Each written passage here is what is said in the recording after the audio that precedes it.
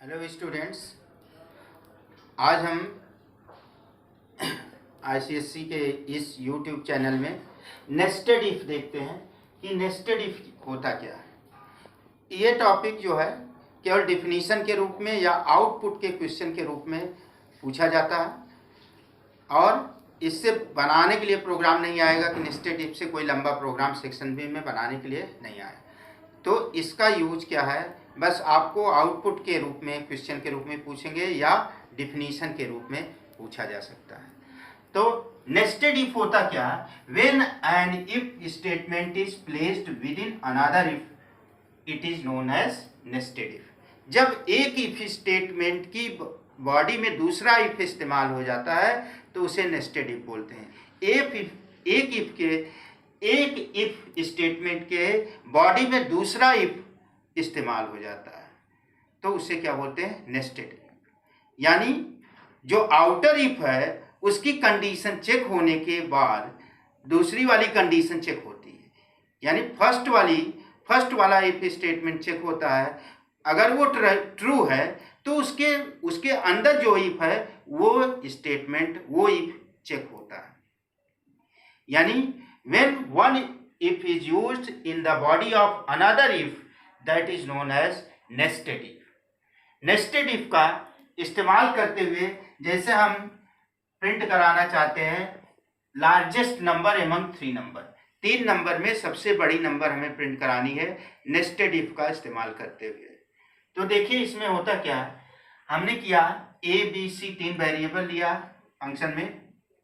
अब यहाँ चेक क्या हो रहा, if A greater than B, अगर ए बी से बड़ा है तो क्या होगा, ये वाली कंडीशन चेक होगी।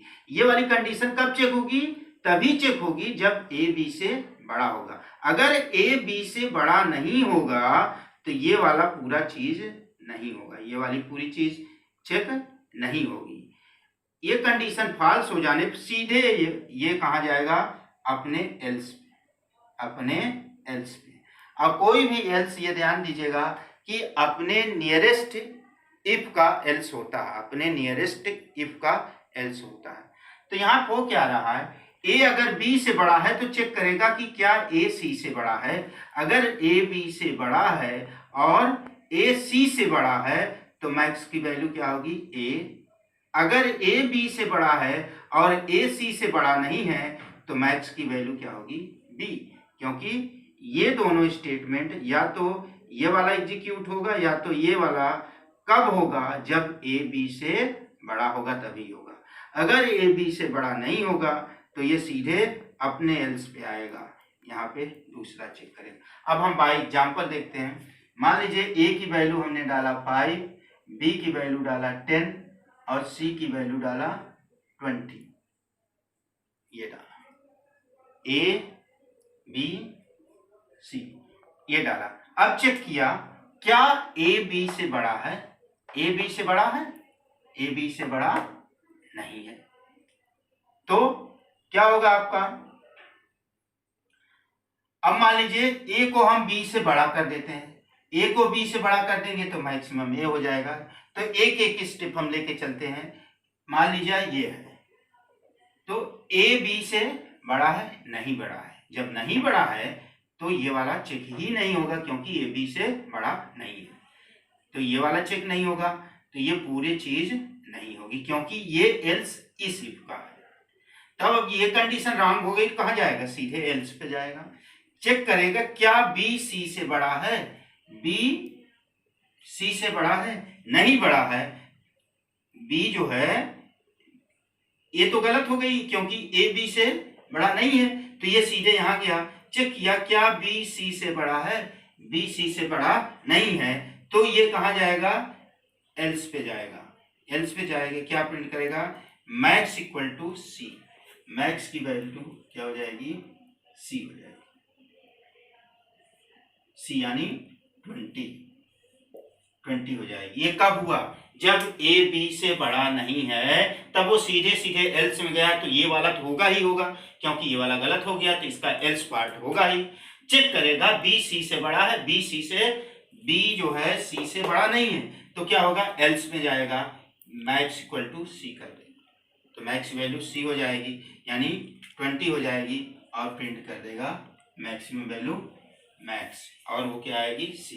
अब मान लीजिए हमने बी की वैल्यू 100 कर दिया, बी की वैल्यू 100, अब चेक करेगा क्या ए बी से बड़ा है, ए बी से बड़ा है, ए बी से बड़ा नहीं है, तो ये सीधे एल्स पे गया। यहाँ पे क्या चेक करेगा, चेक करेगा क्या बी सी से बड़ा है, बी सी से बड़ा है, सही है, तो मैक्स इक्वल टू क्या हो जाएगा बी, मैक्स इक्वल टू क्या हो जाएगा बी, यानी 100 हो जाएगा मैक्स, और वो प्रिंट कर देगा 100 प्रिंट करेगा। अब मान लीजिए हमने ले लिया 500, ए की वैल्यू 500 ले लिया, चेक किया क्या ए बी से बड़ा है, that is okay, A B से बड़ा है।